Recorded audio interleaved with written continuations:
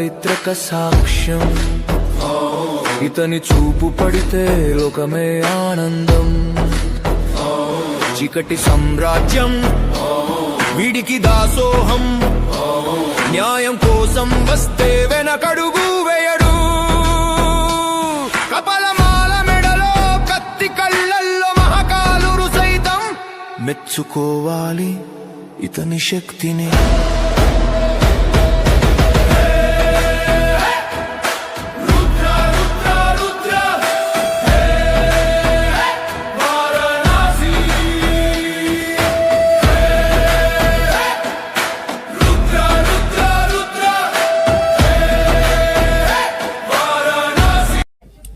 రత్నాకర దౌత పద, హిమాలయ కిరీటిని, బ్రహ్మరాజర్షి రత్నార్జ్యం, వందే భారత మాతరం. భారత్ మాతాకి. భారతీయులు ఎవరు లేరు ఇక్కడ. ధర్మం దగ్గర సిగ్గుపడితే నిజంగా జన్మకు చేటు కదా కదా. మాకు ఏ సిగ్గు బిడియాలు లేవు. మేమందరం నికార్సైనటువంటి భారతీయులకు పుట్టిన భారతీయులు అన్నోళ్ళు అయితే ఒక్కసారి గట్టి చెప్పండి, భారత్ మాతాకి, సనాతన ధర్మకి. నిజమే, చాలా మంది భారతీయులు ఉన్నారు. ఇప్పుడు సౌండ్లు వస్తున్నాయి. మరి బుచ్చయ్యపేటలో హిందూ సమ్మేళనంలో మనందరం కూడా ఈరోజు కలుసుకున్నాం. కొన్ని మతాలు మన కళ్ళ ముందు కనిపిస్తున్నాయి కదా. కొన్ని మతాలు ఒక్క 3000 సంవత్సరాల క్రితం వెళ్ళి చూస్తే ఒక్కడికి అడ్రస్ లేదు. ఇస్లాం మతం పుట్టి 3000 సంవత్సరాలు అయింది. క్రైస్తవ మతం పుట్టి 2000 సంవత్సరాలు అయింది. కానీ రాముడు కట్టిన వార్తకి 1,76,000 సంవత్సరాలు అయిందని చరిత్ర చెప్తుంటే,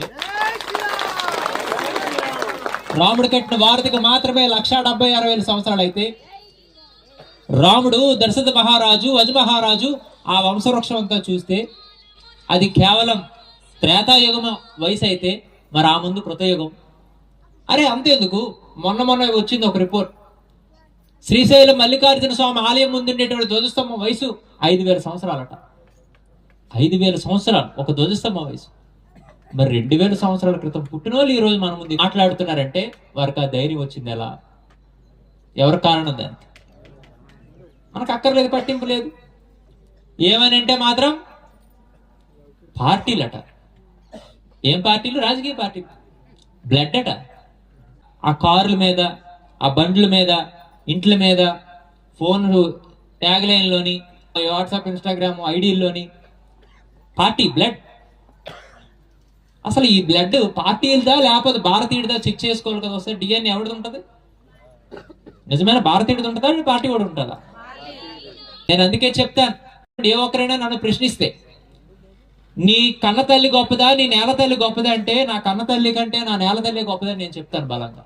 ఎందుకనంటే నా కన్న తల్లిని కూడా మోసింది నా నేల తల్లి కాబట్టి. నీ దేశం గొప్పదా, ధర్మం గొప్పదా అంటే ఖచ్చితంగా ముందు నా దేశమే గొప్పది అంట. ఎందుకనంటే ఇది భారతదేశం, ఇది తపోభూమి, ఇది వేదభూమి, ఇది కర్మభూమి, ఇది యోగ భూమి, ఇది యాగ భూమి. కాబట్టే ఈ ధర్మం ఇంత ఉజ్వలంగా పెరిగింది. కాబట్టి ఖచ్చితంగా అప్పుడు నా దేశమే ముఖ్యమంట. అటువంటి ప్రాధాన్యత మనం ఇవ్వాలి అంటే ఖచ్చితంగా ఈ దేశం పట్ల మనకు నిబద్ధత అవసరం. చరిత్ర పట్ల అవగాహన మనం తెలుసుకోవాలి. ఈరోజు 1947 సంవత్సరంలో మనకి ఆగస్టు 15వ తారీఖు నాడు స్వాతంత్రం వచ్చిందని చెప్పి ఇవాళకి ఆగస్టు 15 మనం ఏమో జెండా వందనం చేస్తాం. ప్రతి ఒక్కరు కూడా అవాళ I am proud to be Indian అని చెప్పి తిరగబడి స్టేటస్లు పెట్టేస్తారు తప్పితే ఆఖరికి అవసరం లేకపోయినా కూడా నేల మీద ఉమ్ము వస్తారు. నిజమా? నేల తల్లి అంటున్నాం, భరత మాత అంటున్నాం, భరత భూమి అంటున్నాం. కానీ అవసరం లేకపోయినా కూడా, అక్కర లేకపోయినా కూడా మాట్లాడుతూ సరదాగా నేల మీద ఉమ్ము వస్తున్నావు అంటే, నీ తల్లి మీద ఊసుకుంటున్నా అంటే నీ మీద నువ్వు ఊసుకుంటున్నాడు. అప్పుడు ఏమి నీకు ఈ నేల మీద కృతజ్ఞత, అంకిత భావము, నిబద్ధత, గౌరవం ఉన్నట్టు. ఇకపోతే ఆ స్వతంత్రం ఎందుకు రావాల్సి వచ్చింది అని అంటే, కేవలం మిరియాల కోసం ఈ దేశానికి వచ్చిన వారు ఫ్రెంచ్ వారు, డచ్ వారు, పోర్చుగీస్ వారు, ఈస్ట్ ఇండియా కంపెనీ వారు, ఈ ఆంగ్లేయులు, బ్రిటిషర్లు, క్రైస్తవులు, వీరు ఈ దేశంలోకి వచ్చి మన బలహీనతలు తెలుసుకున్నారు. ఏం తెలుసుకున్నారు అంటే, వీళ్ళు మోచే నీళ్ళకి లొంగిపోతున్నారు కొంతమంది అని చెప్పి మగువ ఆడదాన్ని, తెల్లతోల ఆడోళ్ళని, మందుని అప్పచెపితే కొంతమందికి దానికి లొంగిపోయి ఈ దేశంలో ఉండేటువంటి యొక్క భద్రతా రహస్యాలు వాళ్ళకి చెప్పి రాజ్యాలకి రాజులకి ఉండేటువంటి ఆ యొక్క లోపాకరమైన విషయాలని చెప్పేస్తే మెల్లమెల్లగా ఈ దేశంలో చొరబడి మెల్లమెల్లగా దండయాత్రలు చేసి మెల్లమెల్లగా యుద్ధాలు చేసి మెల్లమెల్లగా కూడా రాజ్యాలు ఆక్రమించుకొని ఆఖరికి మన ఇంట్లోని మనం బ్రతకడానికి, మనం వండుకొని మనం తినడానికి కూడా వాళ్ళ యొక్క అనుమతి తీసుకోవాల్సిన పరిస్థితి వచ్చి మనల్ని బానిసలుగా చూశారు 400 సంవత్సరాల పైచిది. ఎన్ని సంవత్సరాలు? 400 పై సంవత్సరాలు బానిసలుగా చూశారు. ఆఖరికి మీరు సైరా నరసింహారెడ్డి సినిమా చూసుంటారు కదా, దేశం కోసం ధర్మం కోసం ఈ మధ్యన సినిమాలు చాలా వస్తున్నాయి, అవి ఎవరు చూడరట. మసాలా సినిమాలు బాగా ఎక్కుతాయి. నేను ఒక సందర్భంలో నా ఫోన్లో చూసేటప్పుడు ఒక క్లిప్ వచ్చింది, ఒక 4 నిమిషాల క్లిప్. నాకు ఇవాటికి రోజులో కొన్ని వందల సంఖ్యలో అది బుర్రలో తిరిగేస్తుంటది ఆ చిన్న సంఘటన. ఎంతమంది సైరా నరసింహారెడ్డి చూసారు? ఒకసారి చేతులు ఎత్తండి. చిరంజీవి గారిది. సరే, నాకున్నటువంటి అనుభవాన్ని నేను చెప్తాను. అక్కడ ఏం జరుగుతుందంటే ఆ సన్నివేశంలో, ఇదేంటి స్వామి ఉపన్యాసం చెప్పండి సినిమాల కోసం చెప్తున్నారు అంటారేమో, కానీ ఆ సినిమాలో కూడా చరిత్ర ఉంది, అందుకు మీకు చెప్పడని చెప్తున్నాను. అందరికీ కూడా గ్రామంలో ఒకప్పుడు అందరూ కూడా ఐకమత్యంగా ఉండేవారు. ఎప్పుడైనా పెళ్లి చేసుకోవాలంటే పిల్లలందరికీ ఒకేసారి పెళ్లి చేశారు. అలా ఆడపిల్లలందరికీ పెళ్లి జరుగుతాయి. పెళ్లి జరిగేటప్పుడు మనం ఇక్కడ వండుకున్నాం కదా, అలాగే వారందరూ కూడా వంట చేసుకుంటుంటే ఈ ఆంగ్లేయులు వెళ్తారు, వెళ్ళి ఈ ఆడపిల్లలందరినీ మాకు ఇచ్చేయండి అంటారు. ఏమంటున్నారు? పెళ్లి కావాల్సినటువంటి పిల్లల్ని కాబోయేటువంటి భర్తల పక్కన ఉంటుండగానే వీళ్ళు మాకు ఇచ్చేయండి అంటారు.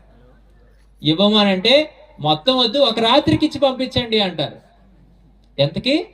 ఒక రాత్రి. ప్రాణాలు పోయినా కూడా మేము మా బిడ్డల్ని ఇవ్వమని చెప్తే, అయితే మీరు వండుకున్నటువంటి ఆహారాన్ని అంతా మాకు ఇచ్చేయండి అంటారు వాళ్ళు ఆ సినిమాలో. పట్టుకెళ్ళిపోండి, ఆకలితో మేము ఉండగలం కానీ ఆత్మాభిమానాన్ని చంపుకొని మేము బ్రతకం అని చెప్పి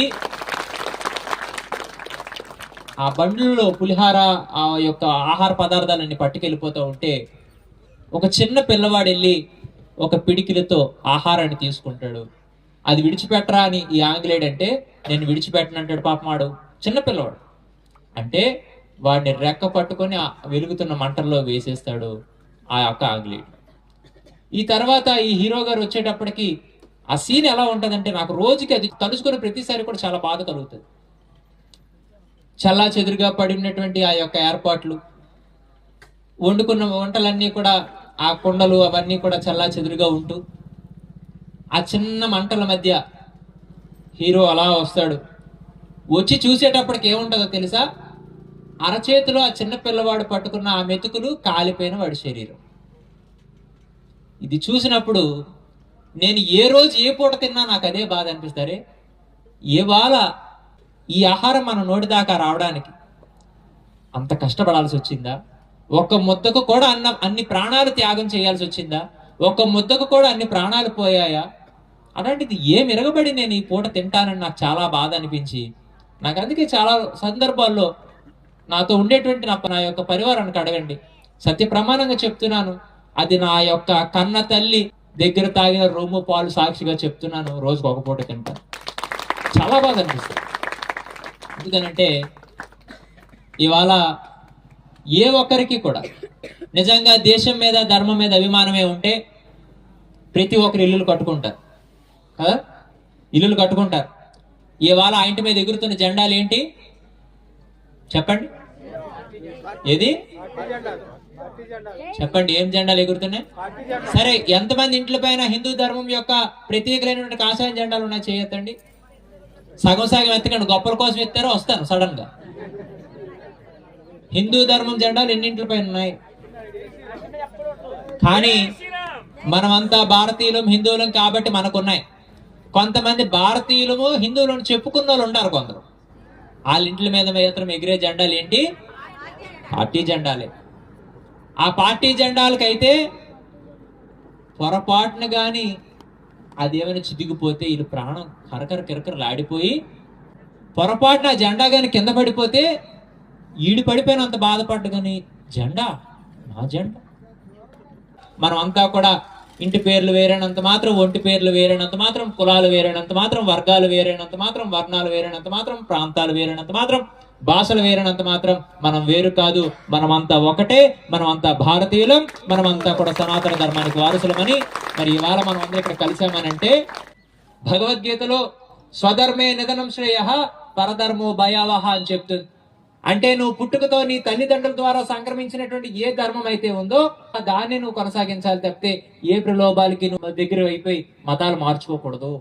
ఏ మాయ మాటలు, ఏ మోసపూరితమైనటువంటి మాటలు నమ్మి నువ్వు మతాలు మార్చుకోకూడదు అని చెప్పి భగవద్గీత చెప్తే, చాలా మంది భగవద్గీత చదివిన వాళ్ళు కూడా మతాలు మారిపోతున్నారు. అక్కడికి వెళ్తే అట పాపం చేస్తే శిక్ష ఉండదట. అది దేవుడు పాపులు కాపాడడానికే పుట్టాడట. అలాంటి గొప్ప దేవుడు ఆ దేవుడు.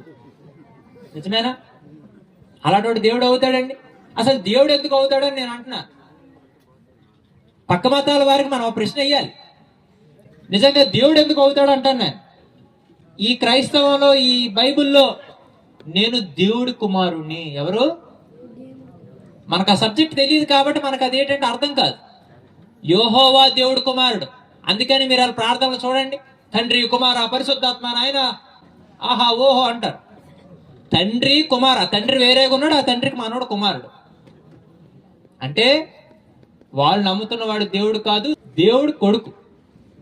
కానీ భగవద్గీతలో సర్వ సృష్టికర్తను నేనే, సర్వాధికారిని నేనే, ఎస్ నేనే దేవుడు అని చెప్పిన మనగాడు మొగాడు మన కృష్ణుడు, మన హిందువు.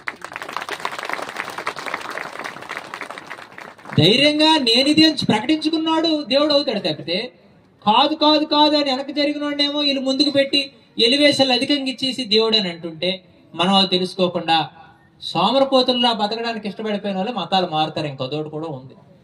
ఎందుకనంటే ధర్మం అనబడేటువంటిది ఎప్పుడు కూడా ఆరోగ్యాన్ని, ఆనందాన్ని చెప్తుంది. ఈ రాబోతుంది సంక్రాంతి వస్తుంది కదా. సంక్రాంతి అంటే మనందరికీ తెలిసింది ఇప్పుడు ఏమిటి అని అంటే, బట్టలు కొనుక్కున్నామా, ఇల్లు కడిగేసుకున్నామా, అటకల మీద సామాన్లన్నీ కడిగేసి మళ్ళీ ఎక్కించేసామా, ఇంటికి సున్నాలు పెయింట్లు వేసుకున్నామా, బంధువులను నలుగురు పిలుచుకున్నామా, 4 పొడవు పీసు మొక్కలు వండేసుకున్నామా. పొడవు పీసు మొక్కలు నా బాస్ కొద్దిగా అలాగే ఉంటుంది. ఆఖరికి పొడవు గాజు సీసాలు తెచ్చుకొని తాగామా. ఇదే పండుగ. ఇంకా అవసరమైతే 4 సినిమాలు, 4 తిరుగుళ్ళు అయితే పండుగ అయిపోయినట్టే. కానీ అది కాదే. సంక్రాంతి అని అంటే అసలు ధర్మం ఎంత గొప్పది అని అంటే, ఒక మతం చెప్తుంది మన దేవుడిని నమ్మిన వాడిని మాత్రమే మనం ప్రేమించాలి, లేకపోతే వాడిని చంపేయాలని ఇస్లాం చెప్తుంది. ఇంకో మతం అంటది ఇంకో మెట్టు పైకెక్కి మానవులందరినీ ప్రేమించండి, నిన్ను వలే నీ పొరుగు వాడిని ప్రేమించండి అని చెప్పి ఈ క్రైస్తవం చెప్తుంది. కానీ నిన్ను మాత్రమే కాదు, నీ పక్కనుండి ప్రతి ప్రాణిని, ప్రతి జీవిని, ప్రతి చెట్టుని, ప్రతి పుట్టని, ప్రతి గట్టుని, ప్రతి కొండని, ప్రతి నదిని, సమస్తమైన జీవరాశులు 84 లక్షల జీవరాశుల్ని కూడా నీకంటే గొప్పగా, మిన్నగా, ప్రేమగా చూసుకోమని చెప్పినటువంటి ఏకైక ధర్మం ప్రపంచంలో హిందూ ధర్మం ఒకటే. హిందూ ధర్మం అనబడేటువంటిది సమస్తమైన వారి హితాన్ని కోరుకుంటుంది. అందరూ బతికేది ప్రకృతిలో, పర్యావరణంలో కాబట్టి సంక్రాంతి అనబడేటువంటిది ప్రకృతిని, పెద్దల్ని పూజించేటువంటి పెద్ద పండుగ. నిజమా?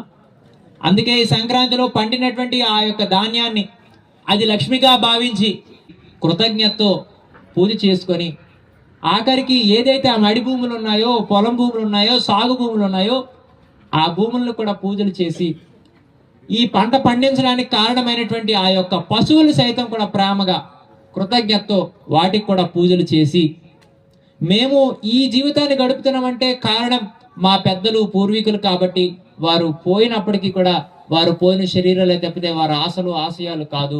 అందుకు వారికి కూడా కృతజ్ఞతగా ఈ యొక్క సంక్రాంతి మనం చేసుకుంటాం. అటువంటి పరిస్థితుల్లో వాళ్ళు చాలా వరకు గమనిస్తే మడపళ్ళు పెట్టేటువంటి సంస్కారాలు, సాంప్రదాయాలు కూడా పోయాయి. మడపళ్ళు తెలుసు కదా మీకు? మడపళ్ళు అంటారు. పెద్దలకి సంక్రాంతి రోజు ఏదో ఒక రోజు ఇంట్లో భోజనం పెట్టి ఆకులు అన్ని సర్ది బట్టలు పెడతారు. అది తెలుసా? దాన్ని మడపళ్ళు అంటుంటారు. ఇక్కడ పొత్తర్లు అంటారట. సరే, ఆ పొత్తర్లు మీ భాషలో పోయిన పొత్తర్లు పెట్టే సంస్కృతి కూడా పోయినోడికి ఇంకెందుకు లేదు అవన్నీ భోజనాలు. కానీ మీ అందరికీ కూడా తెలుసుకోవాలి, మనకి 364 రోజులైతే పోయిన వారికి పూర్వీకులకి ఒక రోజు సమానం. వారి కాలమానం ప్రకారంగా ఆ పైలోకంలో ఉండే వారికి 365 రోజులైతే వారికి ఒక రోజు. అంటే ఈ ఒక్క రోజు మనం చేస్తే వారికి ప్రతిరోజు కూడా మనం భోజనం పెట్టినట్టే, ప్రతిరోజు బట్టలు పెట్టినట్టే, వారు పోలేదు మాతోనే ఉన్నారని ఆలోచన కట్టుబడి మనం బతికినట్టే. ఇలా చెయ్యకపోతే కృతజ్ఞత విశ్వాసాలు లేకుండా మనం బతికి చచ్చినట్టే. ఇవాళ మీరు గమనిస్తే ఈ గ్రామాల్లో, ఇదే గ్రామాల్లో చర్చిలు ఉన్నాయా? పోనీ ఎవడో బయటోడు వచ్చి అక్కడ కూర్చొని ఆడ మఠం వేసుకొని ప్రార్థన చేస్తానంటే వేరే విషయం. కానీ ఆ చర్చిలకు మన వాళ్ళే వెళ్తున్నారు. అందులో మీ అక్క ఉంది, అందులో మీ చెల్లి ఉంది, అందులో మీ తల్లి ఉంది, అందులో మీ తండ్రి ఉన్నాడు, అందులో మీ బావ ఉన్నాడు, అందులో మీ బామర్ది ఉన్నాడు, అందులో మీ వదిన ఉంది, అందులో మీ జగిలీడు ఉన్నాడు, అందులో మీ వీరకాడు ఉన్నాడు, అందులో నీ కొడుకు ఉన్నాడు, అందులో నీ బంధువు ఉన్నాడు, అందులో నీ కుటుంబస్తుడు ఉన్నాడు, అందులో నీ యొక్క వర్గీయుడు ఉన్నాడు, అందులో నీ గ్రామస్తుడు ఉన్నాడు. నువ్వేం చేయగలిగావు? ప్రశ్నించగలిగావా? అరే మన గ్రామ దేవతలు ఉన్నారు, కుల దేవతలు ఉన్నారు, ఇంటి దేవతలు ఉన్నారు, వీరందరికంటే ఏం ఎక్కువ ఉందని చెప్పి నువ్వు ఆ మతాల్లోకి వెళ్ళిపోతున్నావు ప్రశ్నించి, ఇది తప్పు, ఓపికతో 2 రోజులు ఉండు, ఆ కష్టాలు ఎల్లకాలమే ఉండిపోవు. రాముడు పడ్డాడు కష్టాలు, కృష్ణుడు పడ్డాడు కష్టాలు. ఎవరైతే ఈరోజు చరిత్రలో గొప్ప గొప్ప వాళ్ళు అని చెప్పి మనం ఉదాహరణగా చూస్తున్నామో, ఈ జయంతులు వర్ధంతులు చేస్తున్నామో, వారందరూ కూడా కష్టాలు పడితే అంత స్థాయికి వెళ్ళారు. ఓపికతో ఓర్చుకుందాం తప్పితే మతాలు మార్చేసుకుంటే అంతకంటే దిగజాడుతాను ఇంకోటి ఉండదని చెప్పి ఎవరైనా మనం ప్రశ్నించగలిగామా? ఇంక లేదు. సరికదా, పొరపాటున వాళ్ళు వచ్చి మన ఇంట్లో కూర్చొని మనం ఎప్పుడైనా బాధతో ఉంటే కన్నీరు కారిస్తే, మా చర్చికి రద్దు వదిని మా పాస్టర్ గారు చెప్పి నీకు నెత్తి మీద కొవ్వును వేసేసి ప్రార్థన చేయొద్దని మొత్తం అన్ని పోతాయి. ప్రాణాలు పోయిన వాళ్ళు, ఆస్తులు పోయిన వాళ్ళు బోల్డ్ మంది ఉన్నారు. నేను ఒకటే చెప్తాను, ఈ మధ్య మా కుర్రోళ్ళు ఉన్నారు, మా అమ్మగారులు కూడా తెలుసు, మా కుర్రోళ్ళకే తెలియదు కానీ ఈ మధ్యన ఫోన్లు పట్టుకుని నీరే తెగ ఆడుతున్నారు. ఇన్స్టాగ్రామ్, ఫేస్బుక్లో టాచ్ అంటే అల్లది పడిపోతుంది అటుకేసి. దెయ్యం అట, టాచ్ అంటే పడిపోతాట, అల్లల్లని ఇటు వచ్చేస్తుంది. ఇది అబ్బాబ్బాబ్బాబ్బా అంటే వెళ్ళిపోతుంది. ఇంకా మరీ ఘోరం. ఒక దగ్గర అయితే నువ్వెవరు అంటే నేను విజయవాడ దొరకని అది చెప్పడం. నువ్వెందుకు వచ్చావంటే నేను దీన్ని బతకనేమన్నా, నా దేవుడి నామాలు నిన్ను పంపించేస్తానంటే ఈ పోకరిగాడు, ఈ యాదవ వీడు చేయలేని అదో పని లేదు. ఆఖరికి భర్త పోయినటువంటి విధవలు సైతం కూడా అమాయకులుగా మార్చుకొని ఏకాంత ప్రార్థన అని చెప్పి, ఉపవాస ప్రార్థన చెప్పి వాడుకున్నటువంటి ఈ డాష్ క్యాండిడేట్ విజయవాడ కనకదుర్గమ్మట టచ్ అంటే పోవాలట. అంటే ట్రైనింగ్, సర్వశక్తివంతమైన దేవుడి నామంలో విమోచనం చేస్తున్నాడట. నిజంగా నేను చెప్తాను, ఇవాళ నా పేరు శ్రవణ చైతన్య స్వామి, నెల్లిమాల సమతానంద దుర్గా మహాపీఠం అధిష్టాన పీఠాధిపతి గారు ధర్మం కోసం పనిచేస్తున్న నేను ఇవాళ సభాముఖంగా వీడియోలు రికార్డ్ అవుతా ఉన్నాయి. నేను బహిరంగంగా సవాల్ ఇసురుతా ఉన్నాను. ఎవరైనా కూడా పక్క మతాల్లోకి దెయ్యాలు భూతాలు విడిపించడానికి వెళ్ళి దాన్ని అక్కడ పాస్టర్ గారు ఆ మతాన్ని అనుసరించేవాడు తగ్గించాడు, అందుకే నేను ఆ మతంలోకి వెళ్ళిపోతున్నాను, ఆ మతం శక్తివంతం ఉంది అంటే, పీఠానికి చాలా మంది దెయ్యాలు భూతాలు అనుకో నా దగ్గరకు వస్తారు. నా దగ్గర ఉండేటువంటి ఒక వ్యక్తి నా కేసుని వాళ్ళకి అప్పచెప్తా. ఇక్కడ ఇది యథార్థం, ఇది యాక్టింగ్ ట్రైనింగ్ ఉండదు. ఇక్కడ సడన్గా వస్తారు, సడన్గా పంపిస్తాం. వారు ఆ దేవుణ్ణి ఆ ప్రార్థన లేట్ చేస్తారు. మరి వాళ్ళకి ఆ దేవుడికి ఆ ప్రార్థనకు 100 నమస్కారాలు కానీ విమోచనం పరిష్కారం చేసేయాలి. వాళ్ళు నాకు ట్రైనింగ్ కాకుండా రియల్గా వారి మతంలో ఉండేవారు ఎవరైనా దెయ్యం పడితే నేను పరిష్కారం చేస్తా.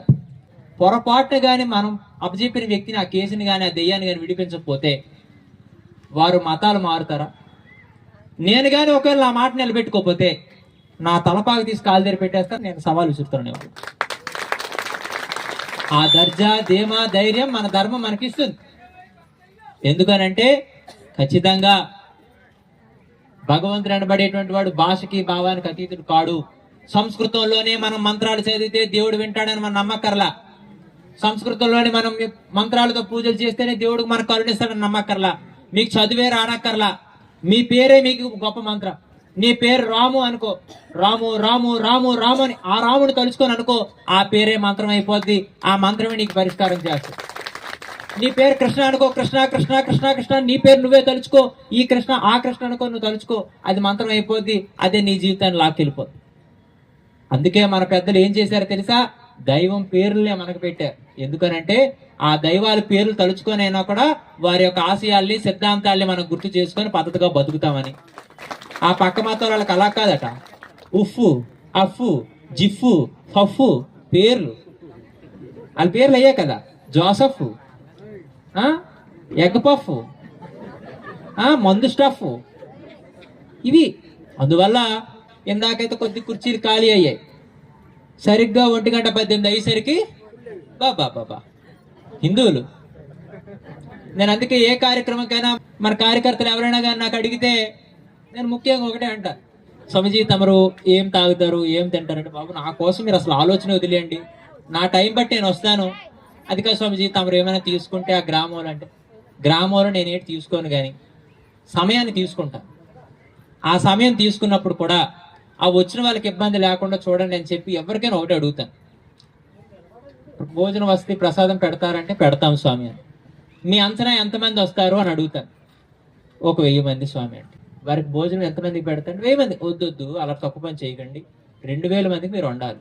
ఎందుకంటే హిందువులు మాటలు ధర్మం కోసం వినడానికి రారు కానీ తినడానికి మాత్రం వస్తారు కాబట్టి 2000 మంది పెట్టండి అంట.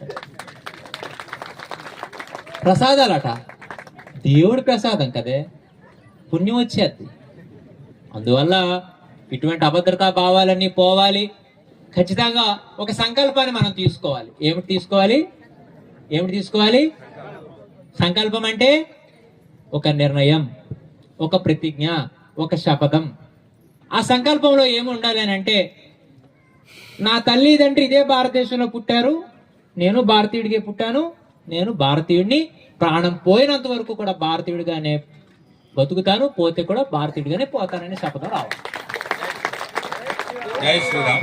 మనకు అది లేదు. మనం ఏం చేస్తున్నాం?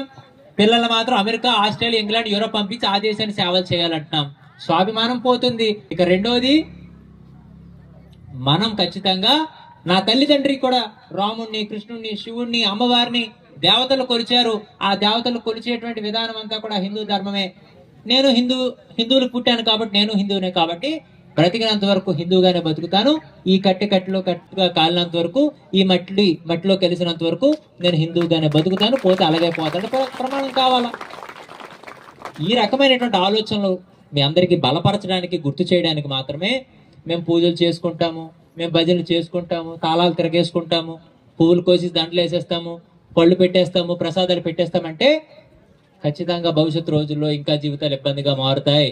ఖచ్చితంగా ధర్మం అని అంటే పక్క మతాల వారిని తిట్టడం కాదు, పక్క మతాల వారిని విమర్శించడం కాదు, పక్క మతాల వారి యొక్క తప్పు రీతి చూపించడం కాదు, పక్క మతాల వారిపై దాడులు చేయడం కాదు. ముందు ధర్మాన్ని మనం పాటించడమే నిజమైన ధర్మరక్షణ. అది మనం చేయగలగాలి.